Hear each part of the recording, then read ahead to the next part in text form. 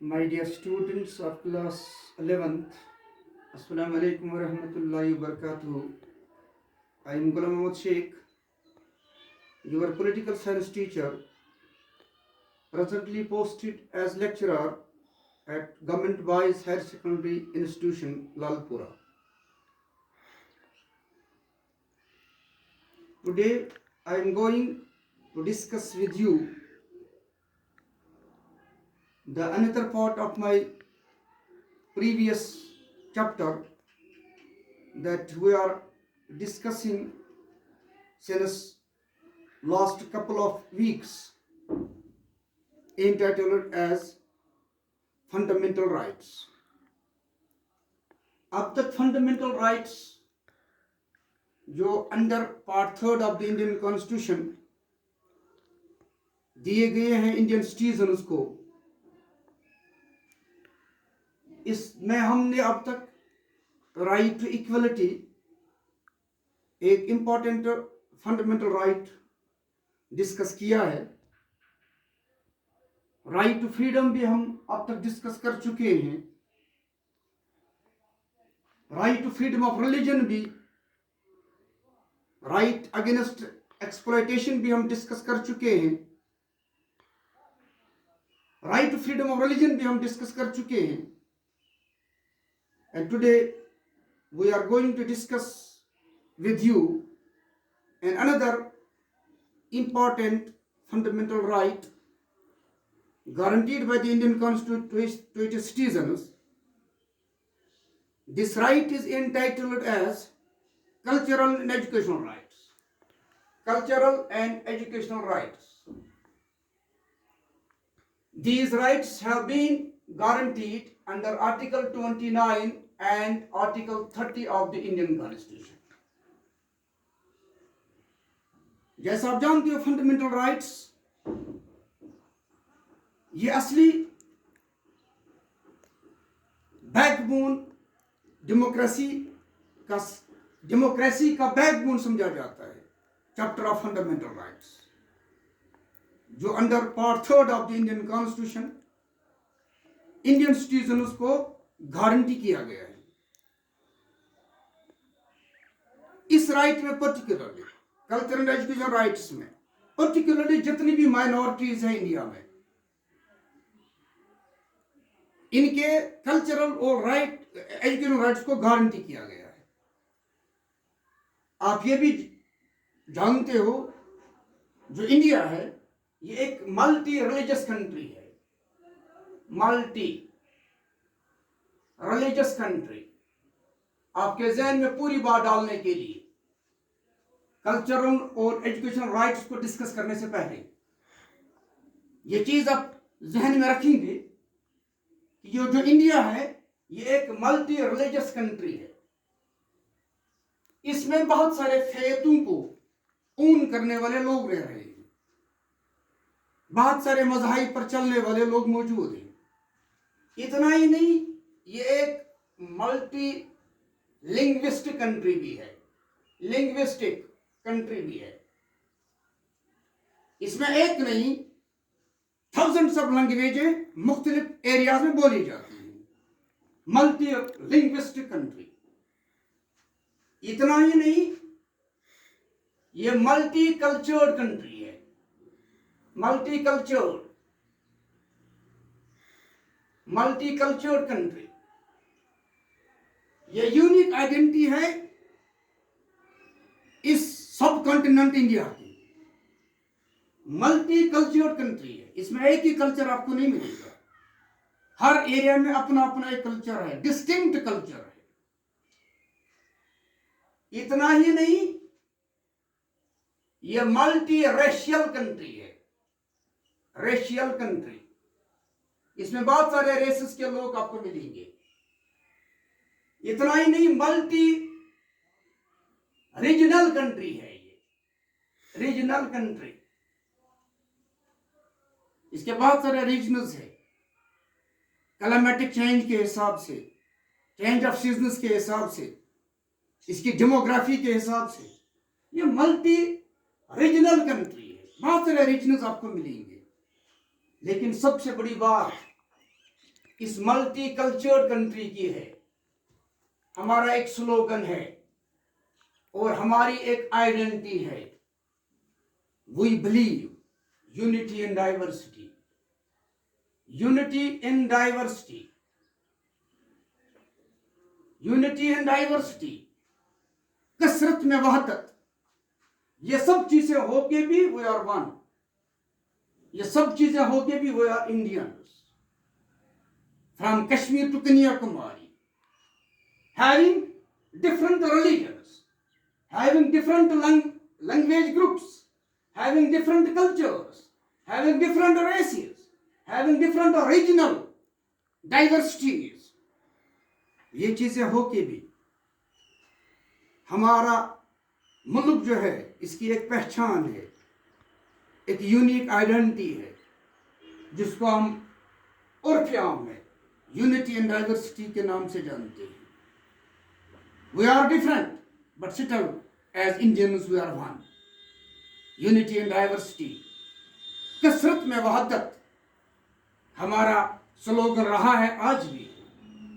ان چیزوں کو مینٹین کرنے کے لیے, ان چیزوں کو, اس یونٹی اینڈ ڈائیورسٹی کے عظیم سلوگن کو ہمیشہ رکھنے کے لیے ہمارے انڈین کانسٹیٹیوشن نے ہمارے بہت سارے رائٹس دیے ہیں. اور فنڈامنٹل رائٹس جب گارنٹی کیے گئے, جب ڈرافٹ کیے گئے, جب انیومریٹ کیے گئے, جب کانسٹیٹیوشن میں داخل کیے گئے, وہاں بھی یہ different fundamental rights different titles کے تحت دیے گئے. اور اس میں ایک عظیم رائٹ رکھا گیا, کلچرل اینڈ ایجوکیشنل رائٹس. یہ article 29 and 30 of the Indian constitution guarantee کرتا ہے کلچرل رائٹس بھی اور ایجوکیشنل رائٹس بھی. اب دیکھنے کی کوشش کریں گے انڈر آرٹیکل 29 ہمیں کیا ملتا ہے, یاد رکھنے کی آپ کوشش کریں گے. Under article 29 and 30 the Constitution of India guarantees certain cultural and educational rights. ان دو آرٹیکلوں کے تحت انڈین سٹیزنز کو کلچرل اور ایجوکیشنل رائٹس گارنٹی کیے جاتے ہیں, گارنٹی دی جاتی ہے کہ آپ ان رائٹس کو انجوائے کر سکتے ہو, آپ کو یہ رائٹس انجوائے کرنے کا پورا حق ہے. اب آرٹیکل 29 میں کیا دیتا ہے دیکھنے کی کوشش کریں گے, سمجھنے کی کوشش کریں گے. Article 29 of the Indian Constitution provides that any section of the citizens residing in the territory of India or any part thereof having a distinct language, script or culture of its own shall have the right to conserve the same. کوئی بھی section ہمارے ملک میں کسی مذہب سے اس کا تعلق ہو, کسی کلچر سے اس کا تعلق ہو, اور اس کی ایک انوکھی ڈفرنٹ ایک لینگویج ہوگی, اپنی ڈسٹنکٹ لینگویج, اس کا اپنا ایک کلچر ہوگا, اس کا ایک اپنا رسم الخط ہوگا, سکرپٹ ہوگا. اسے ان یونیک چیزوں کو, ان یونیک کلچر کو, اس یونیک لینگویج کو, اس یونیک سکرپٹ کو کنزرو کرنے کا پورا حق ہے, محفوظ اپنے ساتھ رکھنے کا پورا حق ہے. اتنا ہی نہیں بلکہ اس کو ڈیولپ کرنے کا بھی مزید حق ہے, اس کو آگے کرنے کا بھی مزید حق ہے. ایک تو اس پر وہ چل سکتا ہے, اس کو مینٹین کر سکتا ہے, اور دوسرا اسے فروغ دینے کا بھی اسے حق ہے. کیوں؟ Unity in diversity.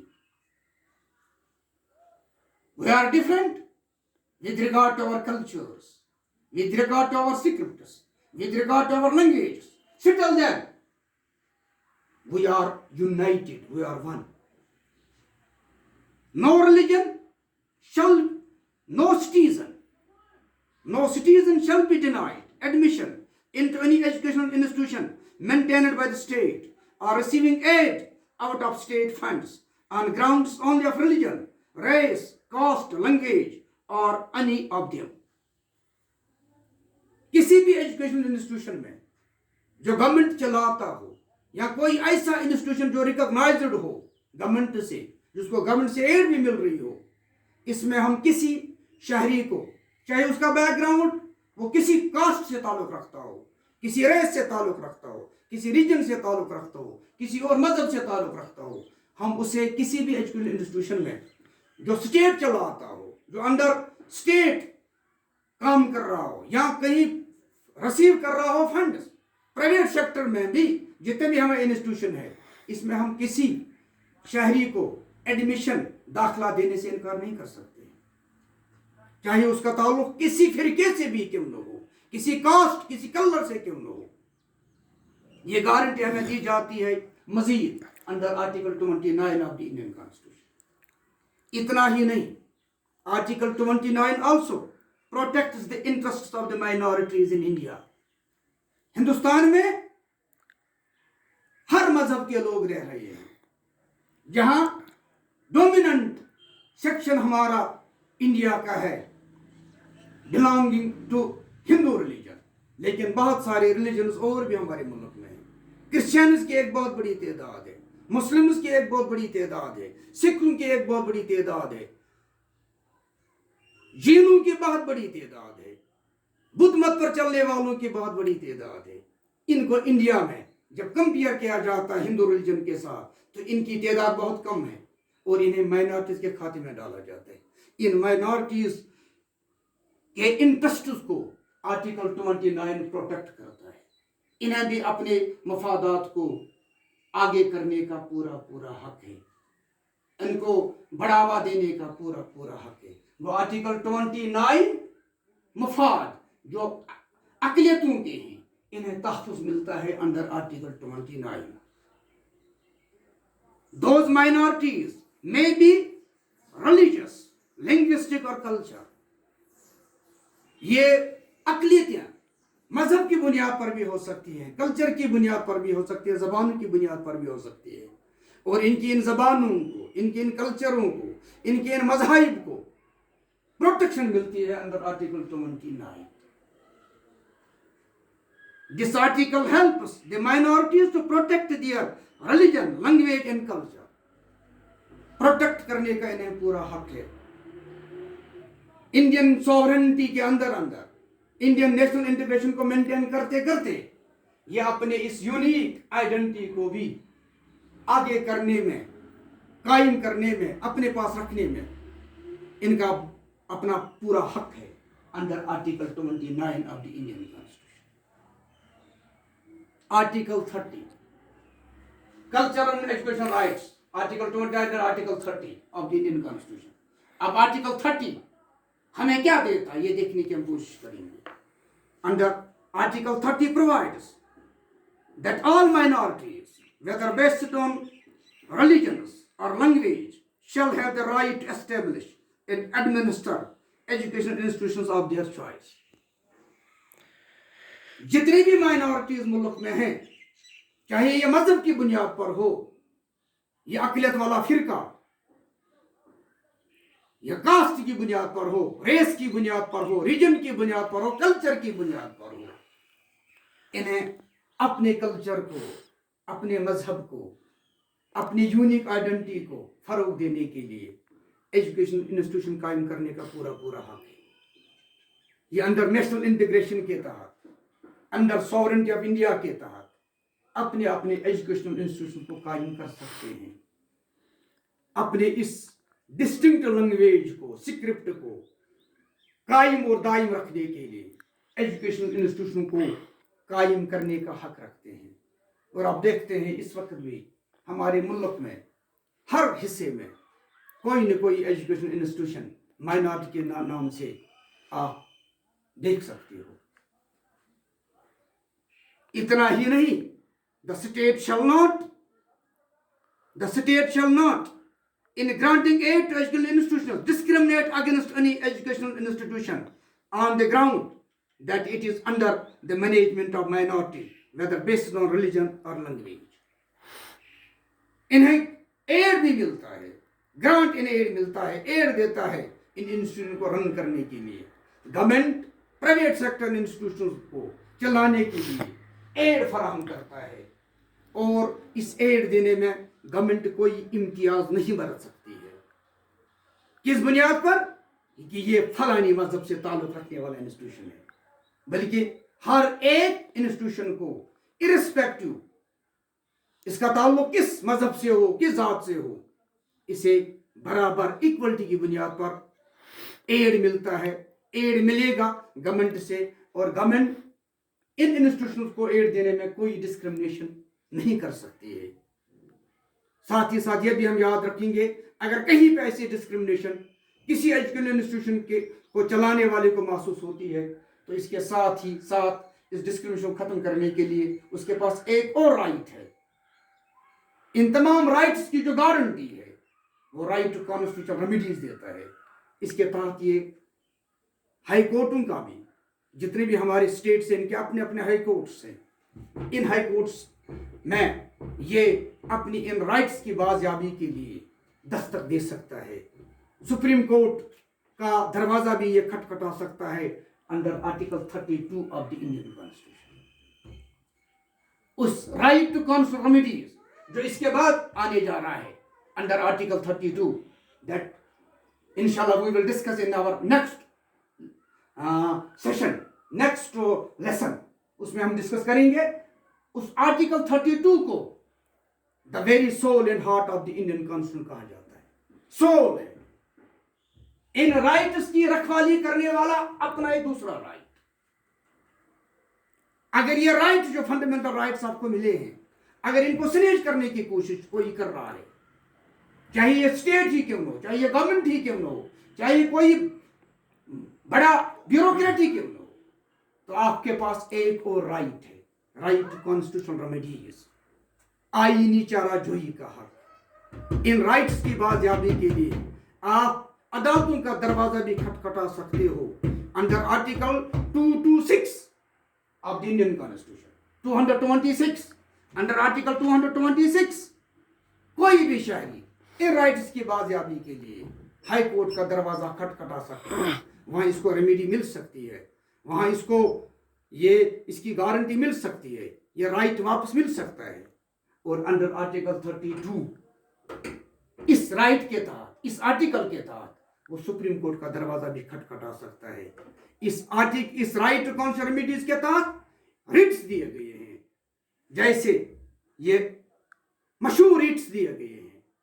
In rates کے ذریعے ہم عدالتوں کے دروازے کھٹکھٹانے کے اہل بنتے ہیں، کھٹکھٹانے کے قابل بنتے ہیں، جیسا the writ of habeas corpus، writ of mandamus، writ of quo warranto، writ of prohibition، writ of certiorari، ایسے نام پر بہت ساری ریٹس ہیں۔ ان ریٹس کے تحت جیسا آپ کا معاملہ بنتا ہو، جیسی آپ کے ساتھ ڈسکرمنیشن ہوئی ہو، جیسے آپ کے رائٹ سنیج کیے گئے ہو، ان مختلف ریٹس کو ریلیونٹ آپ کی اس کمپلینٹ کے ساتھ آپ دروازہ کھٹکھٹا سکتے ہو ہائی کورٹ کا بھی، ہائی کورٹس کا بھی under article 226 of the Indian constitution, اور under article 32 of Indian constitution آپ سپریم کورٹ کا دروازہ بھی کھٹکھٹا سکتے ہو۔ یہ رائٹ ٹو کانسٹیٹیوشنل ریمیڈیز ایک اور امپورٹنٹ فنڈامنٹل رائٹ ہے جو ان رائٹوں کی پروٹیکشن کے لیے دیا گیا ہے۔ اگر آپ کو لگ رہا ہے آپ کا کوئی فنڈامنٹل رائٹ، آپ کی کوئی فنڈامنٹل یہ بنیادی حق آپ سے چھینا جا رہا ہے، سنیج کیا جا رہا ہے، یا آپ کو انجوائے کرنے سے روکا جا رہا ہے، تو آپ ایز دا کیس میں بھی آپ ان عدالتوں کا دروازہ کھٹکھٹا سکتے ہو، آپ کے رائٹس واپس مل سکتے ہو۔ اسی لیے رائٹ ٹو کانسٹیٹیوشنل ریمیڈیز کو the very civil and heart of the Indian constitution کہا جاتا ہے۔ یہی اس رائٹ کو ہم ڈیٹیل ڈسکس کریں گے in our next chapter, in our next session, in our next class۔ تب تک اللہ آپ کو سلامت رکھے۔ Thank you, have a nice day۔